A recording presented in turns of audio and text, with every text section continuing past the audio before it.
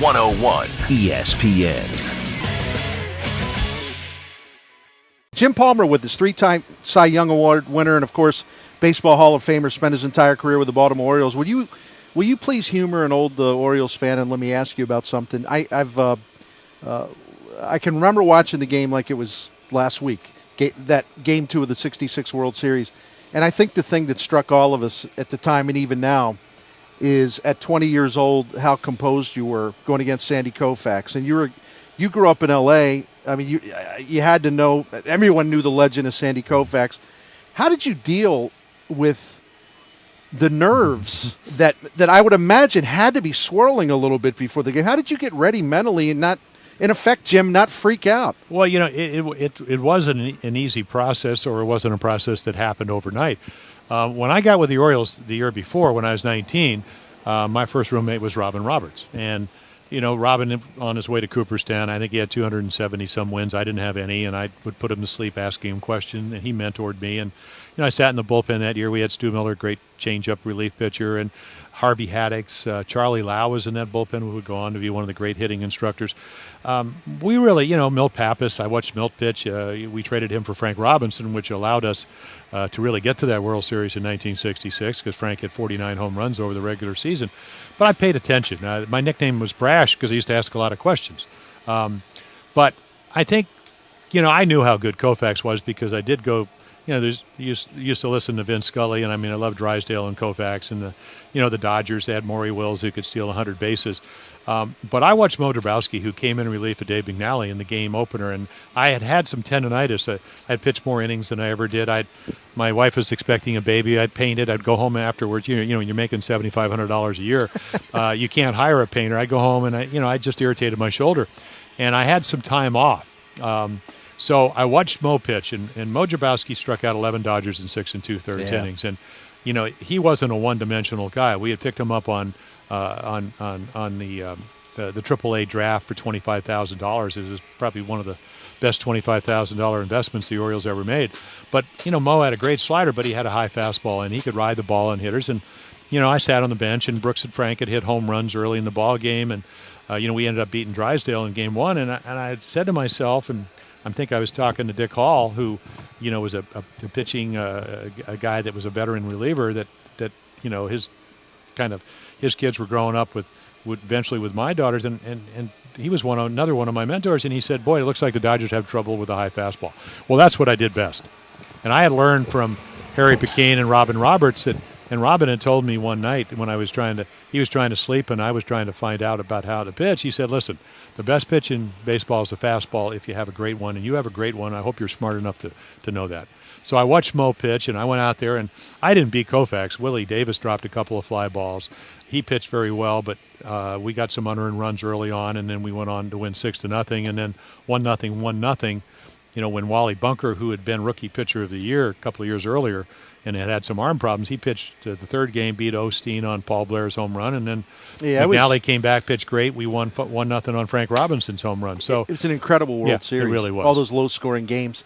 Hey, I wanted to ask you about this. Jim Palmer's with us. Just for last question for the legendary Baltimore Orioles pitcher here, 101 ESPN. I saw you gave Mark McGwire a very warm greeting, and I just happened to be standing there, and I thought, that's pretty cool. Some Hall of Famers have spoken out against him. Just the whole steroids era has got people taking sides. You were gracious to McGwire. I think you said something to him like, "Hey, I'm just glad to see you get back in the game." Why do you feel so warmly towards McGwire compared to maybe some other Hall of Famers of a previous era who harbor some resentment because of the steroids thing? Well, I think a lot of times when you read some of those comments, they're maybe not taken in total context. There's a big difference between whether you believe somebody needs to be in the Hall of Fame, and if it was part of the Veterans Committee, I would have, if you 15 years from now, or now I guess maybe 10 years from now is being able to be voted by the veterans, I would have to make a decision. The Baseball Writers of America will decide whether he belongs there, but I don't think anybody's ever met Mark McGwire and says he's a bad guy.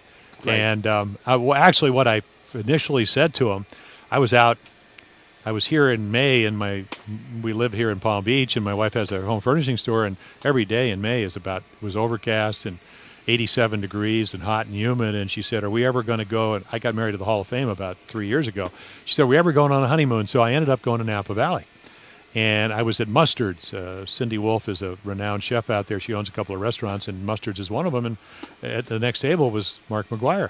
And he could not have been more gracious to my wife. And they talked, and, we shook hands, and we were talking. And so I looked at him, and I said, I guess Mustard's in May is out of the question, in Napa Valley. And he said, yeah, but we can still drink good red wine. And so we were talking about that. But first of all, I have great respect for Hal McRae, who was the hitting instructor here. I played against Hal, and he's done a terrific job.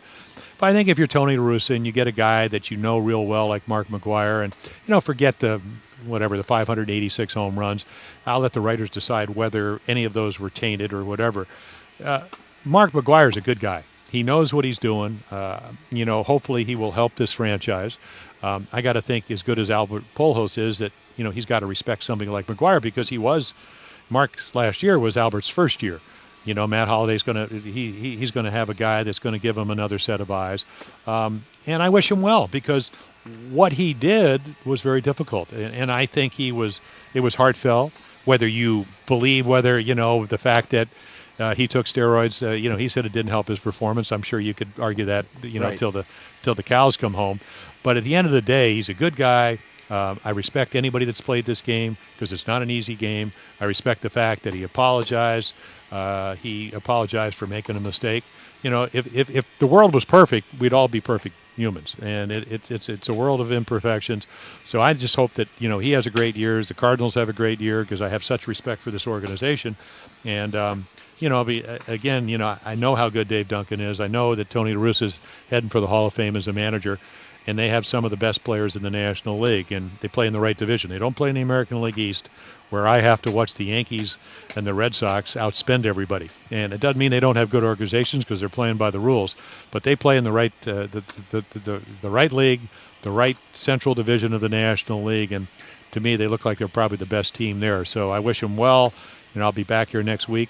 Probably won't have as much to say, but no, it's great to visit with you. Yeah. So it's just great to come out to the ballpark, and the Orioles have moved from Lauderdale to Sarasota, so I'm not going over there till the week after next, and I think I have 3 exhibition games to do at the end of the season. Hey, listen, man, St. Louis. I'm a Baltimore kid. St. Louis adopted me with open arms. Come on over. Hey. Well, the Orioles are the St. Louis Browns, so I wasn't. That's right. As old as I am, I wasn't around when they came to Baltimore in 1954. But again, they're part of our history, and Harry Pequene played for the Cardinals. He was my first pitching coach, and one of the great guys.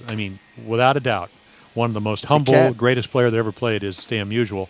He to me represents the Cardinals. And then I try to go to the bat dinner, the baseball assistants team dinner, and Bob Gibson's on the board, and I would go to dinner with Bob and Steve Carlton and Tim McCarver, and I always said that as great a competitor as Bob Gibson was, boy, would it have been great to be one of his teammates. So, again, and then Lou Brock, I didn't see him this morning, but I think he's running around here somewhere. He will be. I know. Exactly. So, well, I think he should be an honorary Cardinal. That's my point. Yeah. So the point is, it's great to come to this camp. I know how much how passionate the Cardinals are, not only as an organization, but the fans are. And I did a couple of World Series in St. Louis, so it's always great to come up here, and it's still at my age, great to be seen.